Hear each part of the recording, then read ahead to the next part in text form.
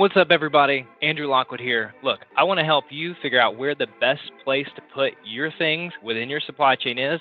So I've got a little data to share with you. All right, first, let's look at where the busiest ports in the U.S. were. So the little black arrows indicate number of TEUs, 20 equivalent units, 20-foot equivalent units for 2023 per the top 9 ports in the U.S. And there's no surprise here. Port of LA and Long Beach make up 19 million, or a little over a third of the total count. You've got some other big movers in there, like the Port of New York and New Jersey at 9.5 million. But interestingly enough, we've seen a shift to some of the East Coast ports, namely Savannah at almost 6 million, Houston at 4 million, Norfolk at almost 4 million. Here's what I want to show you, though. The shaded areas indicate total population of states within that region. So, for example, 51% of the U.S. population is in the gray zone. 28% is in the central U.S. in the orange, and then 21% in the blue. This is nothing new. We know the western states have a lot of national parks, but there's not a lot of folks outside the big cities there. So here's why I wanted to contrast the two. There's a disproportionate amount of ocean traffic coming into the West Coast ports.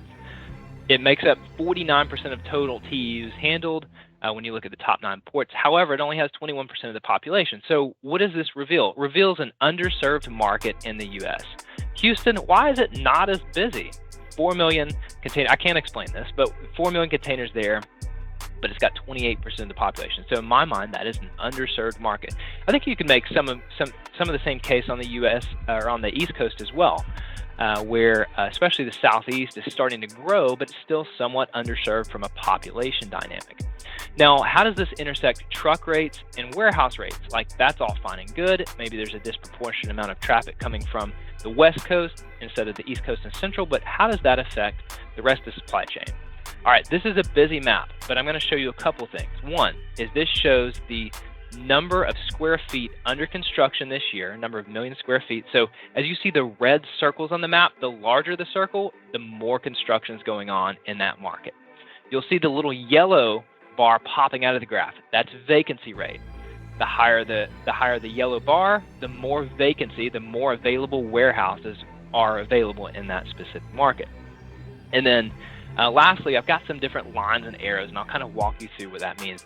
But you also have the little blue cylinders that are popping out of the map. That's the total number of TEUs that we just looked at per port.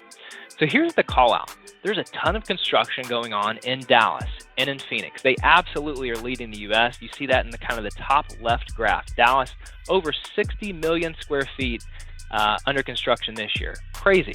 Phoenix growing at a very rapid rate as well. And then you have the Inland Empire, San Bernardino, that area east of Los Angeles, 30 million square feet of under construction this year. Now let's look at vacancy rates. LA, super low. We're talking 1%. Like, good luck finding a warehouse in LA.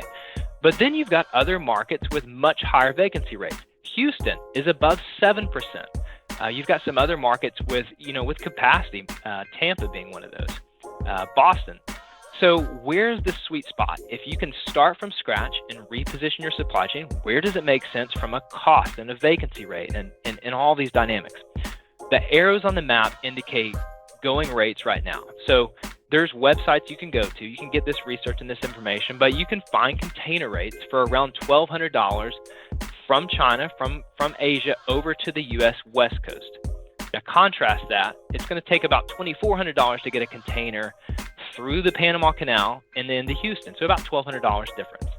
And then it's going to be pretty much the same to the U.S. East Coast, to Savannah, to your Charlestons or Norfolks, so about $2,200.